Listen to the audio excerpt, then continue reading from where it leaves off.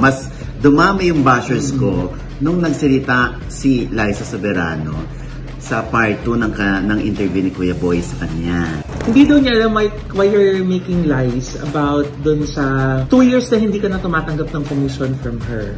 Unang-una, kaya yung may mga bashers ako na sinasabi mukha akong pera, kaya ka pala nagtatatalak dahil hindi ka na makakakuha ng commission kasi ang laki pala ng commission mo. Hindi rin ako nagsabi na ungrateful ka. Ang sinabi ko lang, bakit kailangan mong i-go public? Pwede mo naman siyang kausapin privately. saan ba ako nanggagaling dito? Being outspoken is good, but it's not always right. Sana napapanood mo lahat ang mga vlogs namin. Oo, yun talaga. Oo. At sana hindi ka nakikinig. Kung may nagsusulsul man sa'yo. Hello mga ka! Dito po ang inyong mga lingkod. Ito ba si Mama Loy? At ito naman po si Papa Oras ni Otigias. Ano pa nga ba? Ang lagi niyong inihilig sa amin. I-chika mo na! Dali! Oy, Nay! Ang daming nakaantabay sa episode na ito dahil nga... Ikaw na naman na nasa sentro ng mga balita. Hirap na kami mag-research ng balita. Ikaw lang at saka si Liza Soberano. Hiya na nga ako sa mga issue ng bayan. Kaya makakatulong na itong issue na to sa kauunlad ng bayan, nakakaloka. Meron na nga daw isang artista na amin na buntis siya eh. Pinospone na lang daw kasi baka hindi. At may skandal. Hindi mo na inalabas at matatabunan daw. Parang may kanta na ako sa inyo, Tito Oji. Ano? Hindi ka ba napapagod? Ha? Hindi kaya'y nagsasawa. Hindi Ha? ka kayo napapagod. Isang linggo na daw. Alam mo, sana ito na yung huli, no? Oo. Sana lang talaga. Hindi, actually, sasagot lang naman ako. Okay? Gaya ng laging ginagawa ni Nanay, di ba? Gaya po na na-explain na nakaraang episode, hindi nagsasalita diretso si Nanay, lalo na pag si Liza Soberano ang topic. Pinapagalitan na nga nila ako. Laging tikom ang bibig, laging pigil, laging uy, wag na, kasi nga kawawa naman si Liza. Lagi pong ganun. Sa bawat episode mula nung nagsimula ang isyong to, laging po yun po yung paalala ni Nanay, wag na, kawawa naman si Liza. Pero ngayon po, hindi naman po pwedeng hindi sumagot si Nay Oji Diaz kasi syempre yung niya na character niya na po bilang manager at bilang ama. Oo, hindi, sa totoo lang, ang dami naman bashers ako. Mas dumami yung bashers ko nung nagsalita si Liza Soberano sa part 2 ng interview ni Kuya Boy sa kanya. Yes. Okay, pero bago lumabas ang interview na yon ni Kuya Boy, yung part 2, naglabas naman na kami. Yes. Oo, bilang parang sagot namin dun sa Yes. nung part 2 ni Kuya Boy. Yes. Oo, eto po ang sinabi ko. Eto. Ay, hindi pala. Ako na magsasagot. Sasagot na. Hindi, sasagot na nga ako. Nagkabang na naman ka. Sasagot Nay, na gaya ng ginawa natin dati, himay-himay natin. Isa-isahin natin, punto por punto.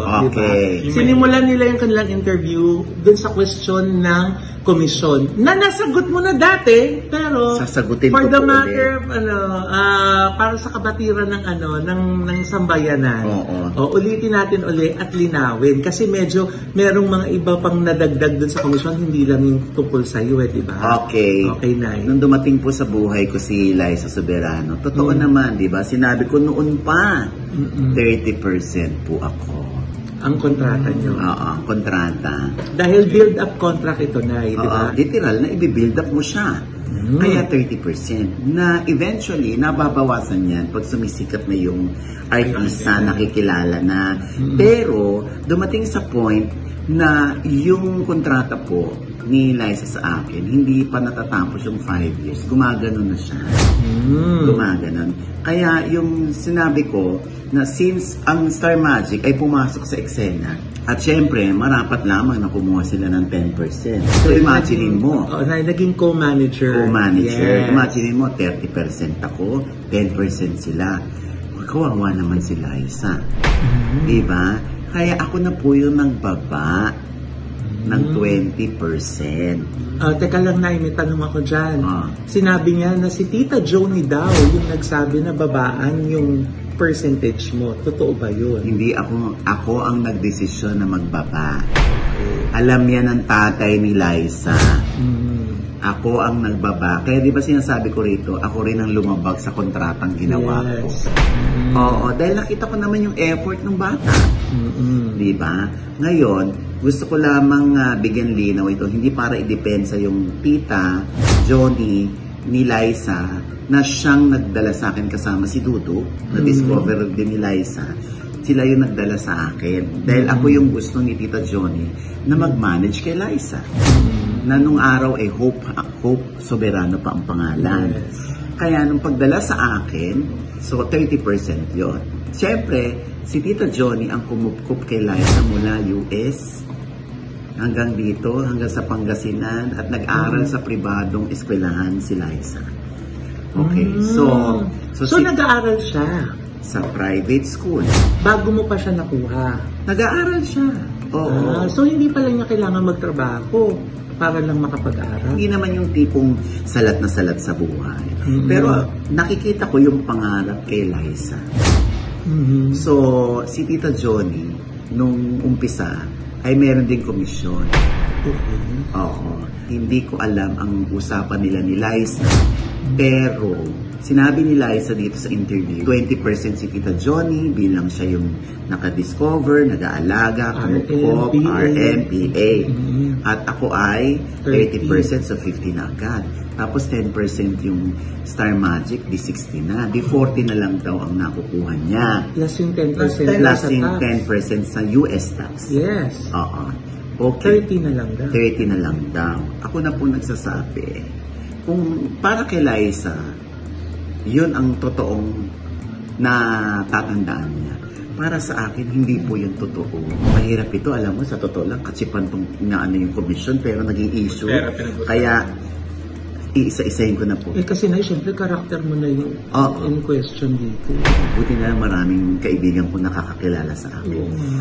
20 ako, 10 ang Star Magic. O ilan na? 30. Okay, 30. 30 kami. Ngayon, si Tita Joni, kinausap ko, Tita Joni, ang commission mo ay manggagaling sa 70 na natitira kay Liza. Okay. Kaya, so 10% si Tita Joni dun. Kaya, parang 7%. 7% lumalabas. So, kung susumahin natin, si Liza used to get 63%. Kaya, hindi ko alam kung saan galing si Liza na 30% na lang ang nakukuha niya. Na ang ending ay 15% na lang daw yung ending na nakukuha ni Tita Joni. Hindi totoo. For the longest time na magkasama kami, yun ang setup namin. Ako pa nga nagsabi, anak, gusto mo bang babaan natin si Tita Joni? Kasi nagbaba ako eh. From 30 to 20, gusto mong babaan si Tita Joni? Ay, hindi po, deserve po niya yun. So, syempre, hindi naman natin pwedeng galawin yung 10% ng Star Magic. So, ganun ang kalkulasyon. Yung 10% ni Liza sa US, obligasyon ni Liza yun sa US. Wala kang kinalaman. Oo, kasi hindi rin naman ako US citizen. Diba? Siya yun. Anyway, in fairness, law-abiding citizen si Liza pagdating sa pagbabayad ng buwis. Kaya nga nandun siya sa top 10. Top 10. Yes. Diba? Ang isa pa daw rason na kung bakit pinapababaan dati yung commission, dahil hindi ka naman daw visible doon sa mga shoot, sa mga endorsement shoot, sa mga taping, hindi ka daw pumupunta. When you say hindi ka pupunta, never kang pumunta. Yes. Okay. Bilang manager po, Diyos ko, alam ng mga staff at alam niya mismo na pumupunta ako sa set. Pero hindi naman madalas. Siyempre, imagine... Dumadalaw. Oo, nagpupunta ako sa Baguio, ng Forevermore. Nagpupunta ako sa Bulacan, ng Baganes. Iisa-isahin ko patuloy. Nagpupunta rin ako sa ibang taping sa shooting niya. Sinamahan ko pa siya sa New York. Diba? Magkasama pa ako sa New York, sarili kong pera. Yung ginamit po para lang masamahan si Liza. At saka ako makaka-attest po dyan kasi minsan pag dumadalaw si nanay, kasama ako. Oo nga siya, kasama ko kasi mag-isa lang ako. Siyempre kailangan ko ng kausap sa kotse, kaya laging siya yung kasama ko. Kung wala naman ako doon, kaya nga po may sarili akong RM, na ako RM as in road manager na binabayaran ko sa sarili kong pera para yung road manager po, ibig sabihin, manager mo siya on the road. Yes. Pag wala ang manager, siya yung manager. Yes. Di ba ganun naman talaga kasi ang importante, present po ako sa lahat ng dealings. Yes. Present ako sa lahat ng negotiation. Kasi at the end of the day, pag naibenta ko ng mataas yung alaga ko, bongga ka na, ayan, PF mo. Mataas. Si RM din po ang kumakausap sa production. Pag may mga kailangan ilambing, di ba? Pag may reklamo rin si Liza, si RM din ang nagre-reklamo sa production, di ba? Kaya hindi ko alam, anak, saan ka galing na hindi ako nagpupunta sa set. Kasama pa tayo sa New York. Nagpupunta pa ako sa Baguio. May picture pa nga tayo sa Baguio. Hindi naman yan sa kabilang kanto. So, kaya hindi mo pwedeng sabihin hindi ako dumadalaw. Oo, kasama ko pa si Dudu na yung discoverer mo nung pumanik kami sa Baguio. So, minsan andun pa ako kasi may issue sa set na kailangan kong kausapin ng production. Kaya nagtataka ko, Lord, saan galing si Liza sa issue na hindi ako pumupunta sa set? Trabaho namin yun bilang manager. Kailangan namin i-oversee. Kung maayos ba yung talent namin at kakausapin kayo, okay ba si Liza? At nung nandito nagsushoot sa QC, lagi ako nandito. Yung Make It With You. Andun din ako. Dahil dito lang naman sa Quezon City yun. Ba't hindi naman ako magpupunta? Lalo na kung may issue. Nay, eto. Sabi ni Liza, hindi daw niya alam why you're making lies about dun sa 2 years na hindi ka na tumatanggap ng commission from her. Yun yung exact words niya. I don't understand why he's making lies about dun sa 2 years. Unang-una, tinanong yan ni Kuya Boy. Sabi ni Kuya Boy, nabasa ko. Yes, nabasa. Pwede ko ba itanong to na nabasa ko na hindi na tumatanggap ng komisyon ng Tito Oching mo? Wala ho akong sinasabi na hindi ako tumatanggap ng komisyon. Yes. Ang sinasabi ko po ay hindi na tumatanggap si Liza ng mga project. Dahil nga, papunta na siya doon sa ibang direksyon. Naghihintay na lang siya na matapos ang kontrata. Magkaiba ho yung hindi tumatanggap ng komisyon sa hindi na tumatanggap ng project si Liza coming from me. Ang tinatanggap na lang po namin, ako mismo, ay yung mga existing contracts na bago mag-expire, nakapirma pa ako dun sa contract. Naabutan na expiration, pero tumatanggap pa rin kami. So, wala akong sinasabi na hindi ako tumatanggap ng komisyon. Yun naman ang, di ba yun naman ang malinaw? Yes. Kasi nga, di ba, doon nga ako nanggagaling sa yung anak, gawin mo na lang yung it's okay to not be okay. Kahit wala na ako dyan. Totoo. Gusto ko lang kayong makita ng Lisken maging active ulit. Kaya nga. Imagine niyo, kahit wala na ako dyan. At saka na kung matatandaan ko, correct me if I'm wrong, nung naghihintay yung mga brands na mag-renew si Liza dahil mag-expire na or expired na nga yata di ba yung iba? Kaso hindi pa siya pumipirma. Kaso ang naisip natin nun, baka ayaw niyang pumirma dahil nga pasok pa siya dun sa kontrata niya with you. Ang natatandaan ko, parang sinabi mo na pirmahan niya na kahit wala ka na. Oo. May ganun ako kay Liza. Meron. Pero in fairness naman kay Liza, mabait siya. Pinirmahan niya at binigay pa rin niya sa'yo. Pero ikaw ang nag-offer na pirmahan mo na lang yung mga endorsements, yung mga nakabinbin na mga renewal.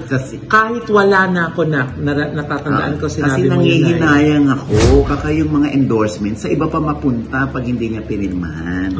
Kaya yung may mga bashers ako na sinasabi, mukha akong pera, kaya ka pala nagtatatalak dahil hindi ka na makakakuha ng commission kasi ang laki pala ng commission mo. Dapat alam niyo muna ang punot dulo ng lahat ng ito. Kung makapagsalita naman kayo, para namang andito kayo, lagi kayong kasama sa meeting. Ang puso. Diba? Nakakalungkot kasi na nakakagigil. Sorry. Minsan sinasabi na parang ako pa yung mas galit. Pero actually po, pag kasi yung alam niyo po yung nangyayari, tapos biglang alam mo na mali yung mga lumalabas, di po ang unang reaction niyo, malulungkot kayo, pangalawa manggigigil din talaga kayo. Oo, hindi. Hanggat maaari, alam mo sa totoo lang, yun pa isa, na I am making up lies. Anong lies? Wala akong lies. Ang harsh nung pagkasabi na, ang sakit na talo sa puso yun na, nung sinabi niya, I don't know why he's making up lies. Oh, hindi tumago sa puso ko, Loy, sorry. Ay, ako na yung kasi nasaktan. alam ko kung ano yung sinasabi ko. Panoorin sana ng kampo ni Liza Soberano yung mga nakaraang videos. Hindi ko siya siniraan.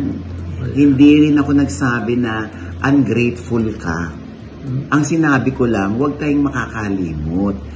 Yun ang pinapaalala ko. Huwag tayong magsusunog ng tulay. So, be grateful. Iba yung be grateful sa wala kang utang na loob. Yeah. Diba? At saka yung paulit-ulit na sinasabi ni nanay na huwag nating iba si Liza. Intindihin natin si Liza. Paulit-ulit po. Sana pinanonood mo. Wala po yung mga ka-updates po natin siya na makakapagpatotoo niyan. Na sa bawat episode na pinag-uusapan si Liza, sasagot po si nanay, sasabihin niya yung side niya at yung alam niyang totoo. Pero at the end of every episode, lagi pa rin yung sasabihin na supportahan pa rin po natin si Liza Soberano. Te, tinanong ni Tito Boy kung okay kayong naghiwalay ni Liza. Oo. Sabi ni Liza, oo. Oo. Ikaw ba, Te, okay ka ba? Naghiwalay kayo? Sa totoo lang, tama si Liza. Okay kami naghiwalay. In fairness to Liza. Nag-usap pa nga kayo dun sa isang condo sa Makati noon di ba? Nung naghiwalay kayo. Sinabi mo nga sa kanya na kung meron siyang problema, meron lapit lang siya sa'yo. Yun ang sinabi ko sa kanya. Pero dun sa interview na, parang lumalabas na meron kayong open communication. Mula ba nung araw na naghiwalay kayo, constant kayong nagte-text? Actually, nung birthday ko, at nung birthday niya, nagkabatian pa kami. Nung January 3, na bumati siya sa aking birthday. I wish you good health and many blessings this year. Love you. Ayan. Nag-reply ka naman. Nag-reply ako. Thank you so much, Nak. I saw the video. Advance naman sa'yo tomorrow. Kasi 4 siya, ako 2. Pero 3 niya ako binati. Andito lang ako lagi for you when you have questions and concerns that I can be of help. Love you, Nak. Tapos, yung sinabi ni Liza na meron kaming communication, sinabi niya na yes, actually, he asked me kung may tumutulong na ba sa'yo to get back your IG. Kasi nga, kala ko daw na hack yun. Sinabi niya yun. Tinext ko, ko siya, biniber ko siya doon. Sinagot ba ni Liza Soberano yung text mo na? Hindi. Eto, walang sagot. So hindi siya nag-reply dun sa tanong mo kung na-hack ba yung account niya? Wala siyang sagot. At lahat ng ito, mga kaganapan nito mga past few days, wala rin siyang text sa'yo o pag-reach out? Wala. Okay. So, yung ang ipinagtatampo ni Liza sa akin, sabi niya kay Kuya Boy, bakit hindi ako nag-reach out sa kanya? Boy, tinext siya. Bakit daw nagsalita ako? Parang sabi niya na was bakit kailangan mong i-go public? Pwede mo naman siyang kausapin privately. Saan ba ako nanggagaling dito? Kasi nag-vlog si Liza. Yes. Alin ba nauna? Di ba yung vlog niya ng I Am Hope? Diba? Kung natin, i-chronological event natin ay nag-blackout siya, nag-social media blackout siya, tinanong mo siya, nag-reach out ka sa kanya. Pero hindi niya ako sinagot. Hindi kanya sinagot. Ang sumunod nating napanood, yung vlog na niya. Na This Is Me, Hope. Na This Is Me. Tapos, nag-react ka. Nag-react ako. Nag-react ka lang doon sa mga sinabi niya. Nag-react ako kasi yung sa narrative niya, na syempre alam naman natin na bash ng gusto doon si Liza. Na bash din naman kami. Kasi kami lumalabas na kinahon namin siya. Yes. Na she was never asked kung ano yung opinion niya, kung ano yung gusto niya, kung ano isusuot niya, kung ano sasabihin niya. Parang kinontrol namin siya. Since yun ay nasa vlog niya, At hindi naman din siya sumasagot sa akin. At na-public yun, yung vlog niya, natural, ipapagtanggol ko yung sarili ko at yung alam ko na naganap sa pagitan ni Liza at ng ABS-CBN at ng Star Magic. Tama naman kasi kung sinasabi niyo na open ang communication niyo, sana siya yung nag-reach out sa akin. Siya sana yung nagsabi na, ay Tito OG, parang na-misunderstood niyo po yata yung vlog ko, hindi po ganun yun Di ba most likely ganun po yung gagawin nung mga feeling nila naka-offend sila. Di ba?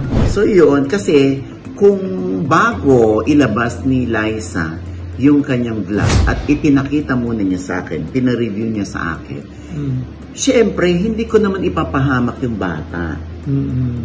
Siyempre, iti-take down note po yung mga concerns ko, yung mga repercussion nito, pag lumabas yan, pag ito, bla bla bla, ibibigay ko sa kanya. Depende na sa kanya kung ilalabas mo pa ba, anak, ito yung pwedeng mangyari dyan. Diba? Lalo na, at wala namang nagtatanong. Ano ba yung sinapit mo sa ABS-CBN? Ang alam lang ng mga tao, ikaw ang malaking Liza Soberano. Diba? At hindi ko siya sinisiraan. Dito, kung lagi kayo nanonood ng Showbiz Update, wala, sobra akong ingat kay Liza kasi ang iniingatan ko nga relasyon. Ngayon, kung tatanong niya sa akin, dear netizen, kung bakit hindi ako mag-reach out kay Liza, syempre, kailangan ko naman iangat yung reputasyon namin na kami yung binabash dahil kami nga yung nagkulong sa kanya sa kahon. Diba? Kaya, inilabas niya yun Siyempre, ilalabas din namin yung panig namin. At saka sinabi nga niya na diba, na nung narinig niya kanito po yung mga salita, parang she should have said it differently, pero wala daw siyang babaguhin. So, ibig sabihin, wala siyang remorse sa lahat ng sinabi niya. Oo, pinaninindigan niya. Oo. May gano'n naman si Liza ako naman, pinapaalala ko lang na part ng journey niya yon bilang siya naging Liza Soberano na all along pala ikinakahon ka namin na hindi ka namin pinagsasalita at sa amin nang gagaling kung ano yung susuot mo. Gusto ko lang naman linawin noon na kasama ka sa pagdidesisyon. Nung una naman ay sinabi ko, di ba, na hindi man niya intensyon na maput kayo into bad light, pero dahil dun sa pagkasabi niya, mukhang naput kayo into bad light. Pero kung pinanindigan pala lahat ngayon at wala siyang gustong bawiin dahil narrative niya yun, ngayon tuloy kina-question ko, intentional kaya o unintentional? Oo. Alam mo, ako lagi kong sinasabi na walang problema sa pagiging honest. For as long as paninindigan yung pagiging honest mo. Tama. Pero may repercussion ng pagiging honest, di ba? Hindi sa lahat ng pagkakataon dapat ay honest ka. Kasi may mga honesty na nakakasakit ng damdamin. Honesty na nakakasira ng reputasyon ng iba. Honesty na alam mong honest ka at alam mo yun ang totoo sa sarili mo pero hindi naman yun ang totoo sa kanila. Tama. Baka yun lang ang pinaniniwalaan mo at yung iba, parang sandali, yun ang pinaniniwalaan mo, ito yung paniniwala naman namin. So, Loy, kung mapapansin mo, yung ibang ABS-CBN production staff na naka-work ni Liza, nagsasalita sila. Tama. Kasi na yun nga di ba, na being outspoken is good, but it's not always right. Kasi sometimes it puts into trouble, di ba? Correct, oo. It gets into trouble. Oo. Kaya, di ba, gaya nga nung nabanggit niya dati na she was treated like a brand, di ba? As a brand, inaalagaan yan may game plan yan. Hindi ibig sabihin na magsisinungaling ka for the brand, pero kung ba filtered yung mga information para mapangalagaan yung brand. Oo, kasi parang lang yan ito, nakaraos ka rito, nag-expire ang contract mo rito, natapos ang relasyon mo dito. Hindi, huwag mong putulin yung relasyon, andun pa din. Kahit hindi ka makipagtrabaho sa kanila, huwag mong putulin. Kasi, maliit lang naman ang mundo, pwede kang bumalik dito. Pababalikin ka nila at wala silang matatandaan sa'yo na sinabi mong hindi maganda sa nakaraan mo sa kanila. Diba? Kaya sana nga lang ang ginawa na lang ni Liza noon, kung hiningan niya ako ng payo, sasabihin ko sa kanya, anak, yung journey mo, may masakit dyan, may mapait dyan. Bago mo narating yung ituktok, namnamin mo yon. Diba? Hindi hindi mo dapat yon na pinagsisisihan. Kasi kaya ka lumaki, kaya ka naging matatag, kaya ka naging matibay dahil din sa mga pagsubok at yung mga journey na dinaanan mo nung nasa baba ka. O di pagkatapos ng lahat ng ito at nandun ka sa taas, di maraming salamat po sa inyo. Okay, next career path naman ako, next direction naman ako. Let's go. Careless. Diba, ganun lang yun. Pero yung magsasabi ka ng mga bagay-bagay na alam mong may masasaktan kasi gusto mo lang maging totoo. Pero nakakaloka na yan, no? Pag in-assess ko yung buong picture, parang nag-react sila sa mga nabasa nila. Pero parang meron ba yung isang nag-confirm sa kanila kung totoong sinabi mo yun? Yun nga eh. Kung nabasa mo sa Twitter, pero meron po bang pruweba? Meron po bang resibo? Kasi kami nga naghahanap kanina pa eh. Wala kaming makitang resibo eh. Oo nga eh. Hindi ako nag-iimbento, hindi ako nagpo-produce ng lies. At hindi rin namin sa kinakawawa. At hindi rin namin sa sinasabihang walang utang na loob. Ang ipinapaalala ko lang sa lahat, sana maging grateful tayo. Yes. Iba naman siguro yun. Ang ungrateful kasi walang utang na loob na eh. Kaya siguro pag sinasabi nila na maging grateful tayo, pagpapaalala lang yun. Na lang nila na, sinabi mo maging grateful ibig sabihin ungrateful. Ay, gano'n naman yung ayun ang interpretasyon nila. Diba? Na mga netizen. Oo, di ba? Ikaw ba pag sinabihan pa, alam mo maging grateful ka, masasaktan ka ba? Kasi, ba't ka masasaktan? Oo, totoo naman. Oo naman, grateful ako sa iyo. Diba? Pero hindi ibig sabihin na sinasabihan mo ko na wala kang utang na loob. Tama naman. Tama yung point na yun. Pag sinumbatan ko sila, di ba balikan din ako Nay, baka nakakalimutan mo, may nagawa rin naman ako para sa iyo. Di ba? So, bakit kayo magsusumbatan? Di be grateful na lang. Yes. Di ba? Pero isa sa pinakamabigat din na na nabanggit niya is yung nadama yung mga anak ko. Actually yun yun ang isa sa punot dulo kung bakit din na-trigger si nanay sumagot. Kasi nga na-involved na rin po yung mga bata. Oo nga, Tito Oji. Di ka sabi mo sa kanya at ang lagi mong tawag sa kanya yung anak. Gagawin mo din ka po, Tito Oji, yung mga ginagawa mo sa kanya sa iyong mga anak, sa iyong 5 anak. Yung ginagawa na parang tinatarnish mo daw yung name. Ako naniniwala ako, Lloyd. Pag sinabi kong hindi ko yun gagawin sa anak ko, kailangan sa akin mo namang galing na hindi ko yun gagawin sa anak ko. In the same way na pag sinabi nung anak na hindi ko to gagawin sa tatay ko, siya ang iiwas na gawin yun sa tatay niya. Kasi ayaw niyang saktan ang tatay niya. Dahil sa totoo lang po, yung statement ni Liza na yun, nung I am Hope, siyempre parang kurot sa amin yun. Siyempre kami yung binabalikan ng netizen. Bakit ganun ang ginawa nyo kay Liza nung panahon na binibuild up nyo siya? Siyempre, kung narrative niya yun, ito may narrative din kami. Diba? Ito yung nangyari nung hawak pa namin siya. So, ako, hindi ko sasaktan ng mga anak ko. At sana, yung mga anak ko ganun din ang attitude. Hindi rin nila sasaktan ng magulang nila. Hindi naman sa lahat ng panahon, dahil mas matanda ang tatay sa anak, siya yung nakakaunawa sa anak. Dapat, meron din yung anak, nauunawaan niya yung tatay niya. Kaya ako sumasagot, kasi gusto ko lang linawin, baka kasi pag hindi ako sumagot, it's tantamount to admission. Na, ayun, totoo yung mga sinasabi ni Liza. Kaya, di ba sinasabi ko lagi, hindi ko kinokorek si Liza kasi narrative niya yan. Ito naman yung amin. Tama naman. Kumbaga parang short of saying na kung tatay din yung tingin niya sa'yo in the first place, sana naisip din niya na hindi ka niya masaktan. Oo. Ganun lang din naman yun, di ba? At saka role naman ng magulang at saka ng mga nakakatanda na magbigay din ng paalala sa mga nakakabata, di ba? Correct. At yun naman yung ginagawa mo naman lagi na nagpapaalala ka lang sa kanya. Oo. Na sa tingin mo, makakabuti para sa kanya. Oo. Diba? Kaya kami ni Vice kanina, kaya maganda relasyon namin. Kasi pag hiwalay namin, wala naman kayo narinig. Wala naman kayo narinig, di ba? Hindi nagsalita si Vice. Oh. Ay, teka lang. Ilang years na ba kayo magkahiwalay ni Liza? Magkahiwalay? Nung hindi na siya under sa'yo. Months pa lang.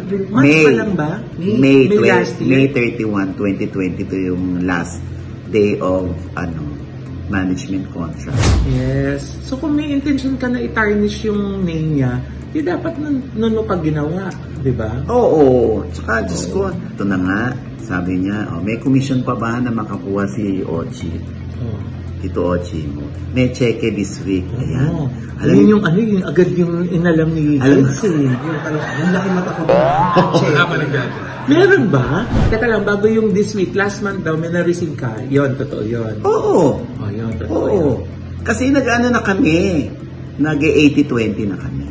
Okay. As in yung brand yung nag-i-split payment sa amin. Tsaka hindi ko man dinidina yun eh. Kung hindi kayo na-misinterpret na hindi ako kumukuha ng commission for the last 2 years, hindi naman totoo yun. Hindi na tumatanggap si Liza sa akin itong mga huli ng project. Kaya sinabi ko, tanggapin mo na yung it's okay to be not okay. Para may project kay ni Ken. Kahit wala na ako sa scene. Teka, nagkakalimutan tayo sa this week eh. Ano this week? Cheque? Sinabi. Aalamin ko pa. Aalamin ko pa.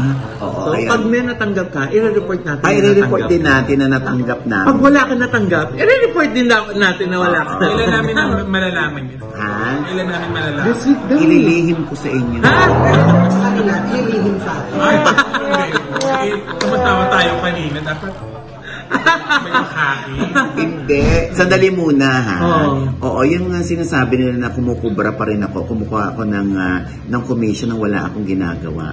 Yun nga daw. Hindi totoo yun na wala akong ginagawa. May ginagawa ko kami. Kaya lang hindi na kami pinapapasok ng team niya. Kaya hinayaan na namin yung team. Kaya sinabi naman ni Liza na, sige na, okay na, we will we will give you your commission, sila nang bahala. Yung team ko na lang, ang KLS na lang ang bahala. Kaya tuloy, ang dating sa mga tao, parang, tinan mo, walang ginagawa, tapos kumukubra ng komisyon. Diyos ko, kami pa bang hindi magtatrabaho? Meron nga akong RM o road manager ni Liza na sinuswelduhan ko pa din. Para lang alagaan mo pa rin si Liza. Pag may mga concerns pa din, i-entertain mo or sabihin mo sa kanila, sa team nila, kasi ayaw na nga tayong papasukin. So may sarili lang silang Viber group ng brand. Kung saan yung brand na yun yung nakapirma pa ako. Pasok pa kayo doon. Oo. Kaya in fairness to Liza, walang naging problema sa commission. Pero kung pagmumukhain akong pera ng mga tao at sasabihin na mukha akong commission, Diyos ko, kung doon kayo hati, o di sige, mukha akong commission. Pero alam mo, natutuwa ako kasi dito mo mararamdaman na marami talaga nakakakilala sa'yo. Talagang overwhelming yung mga support. Kilala ka namin, Ochi. Hindi ikaw yan. Ang dami nang amusta sa'yo na. Ang dami nang amusta. O pag kailangan mo ng support ako, ganyan-ganyan. Yung gano'n na nakaka-touch. Kasi never naman ako nagkaroon ng issue sa pera. Ako nga naiisahan. Ako nga nabubudol ng mga networking. Investment scam. Yung mga nangungutang hindi mo lang magbayad, mga investment scam. Yes. O sino mag-aano sa akin na hindi ko binayaran ng utang? Kahit ang bangko nag-uunahan po sa akin na pautangin ako kasi good payer po ako. Pwede ko palang gawing character si Tito Ochi. Hinahabol ng mga bangko para pautangin. Diba? Ibig sabihin may maganda kang record. Tsaka sa industriya naman, hello naman. Ang tagal ko na rito, wala naman ako niloko tungkol sa pera. Oo. Kaya kung sinasabi nila mukha akong commission, wow! Sana may commission din kayo. Natanong si Liza kung handa na daw ba siyang makipag-usap sa'yo. Ang sabi niya, she's not ready. Ikaw kung may pagkakataon ba, willing kang makausap si Liza? Anak ko, nanginginig pa ako, anak.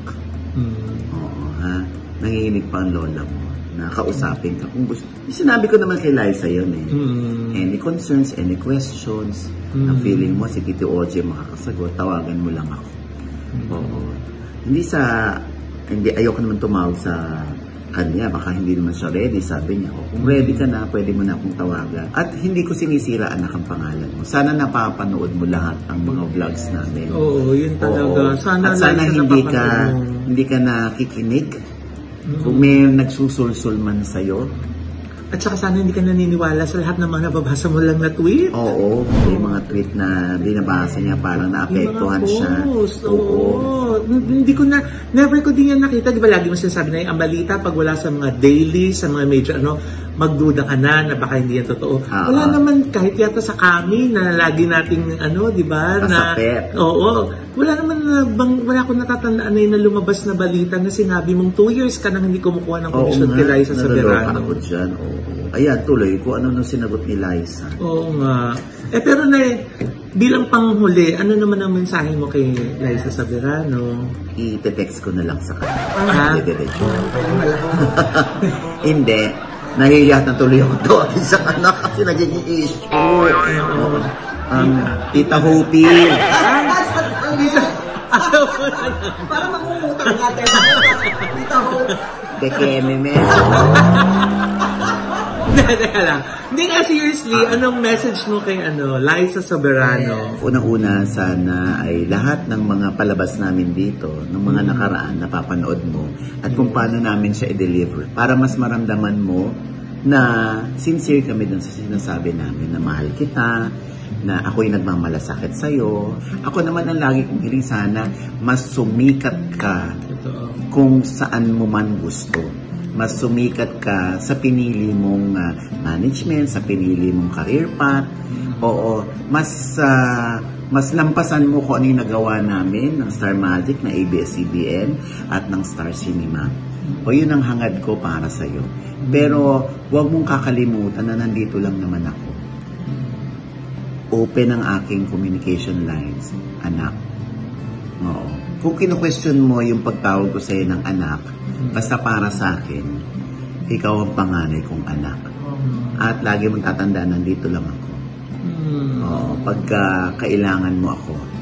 Hindi, at saka ang ganda rin ng message ni Direk Lauren Jogi, and I think naman applicable din para sa na yung sinabi niya na kung ma-attain man ni Liza Soberano ang global stardom, kabahagi nun ang ABS-CBN, si OG Diaz, si Tita Johnny, si Enrique Hill, at yung pang mga daang mga tao at libo-libo, milyong mga fans na nagmamahal kay Liza Soberano. Oo, Diyos ko, anak ko yan.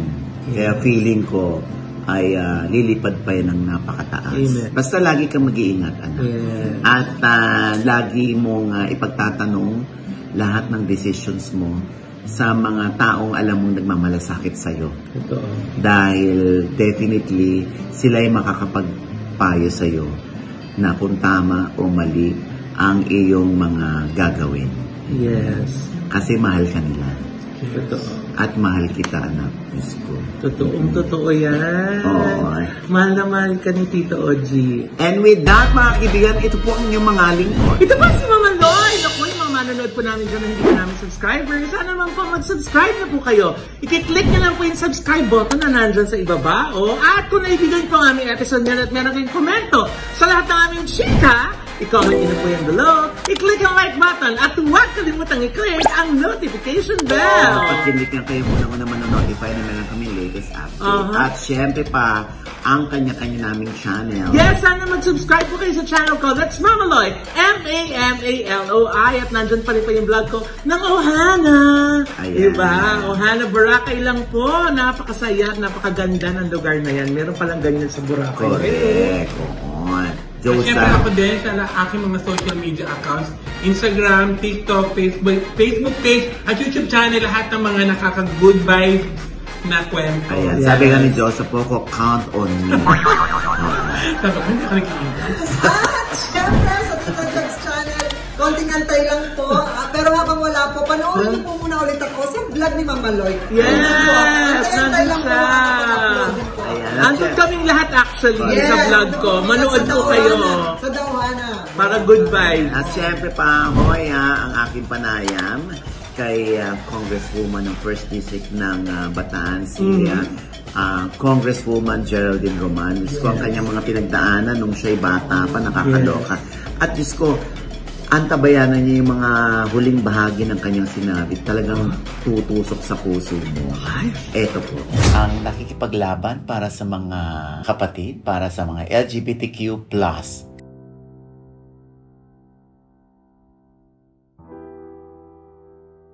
Ay, huwag niyong botohin si Geraldine. Hindi nga niya alam kung anong CR siya papasok. Ayaw ng Diyos sa katulad niya. Yun ang medyo nasaktan ako. Alam mo nga, forgive me Lord ha. Sabi ko, sige nga Lord, biyayaan niyo sila ng anak na LGBT. Kailan naman natanggap ng parents mo na, ay, confirm? Isa pa yan, pinanggigigilan ko. Anong sinabi niya sa'yo? Hindi namin kayang tumanggap ng mga ganyan tao dahil makasalanan sila. Sabi ko, Daddy, ba't ganito? Hirap na ako. Would you like to see a psychiatrist? She first time to kukwento, no? I was subjected to ritual rape. Pinindaw na nila ako sa sahig, tapos isa-isa silang pumapatong sa akin. Ba't ka naiiyak?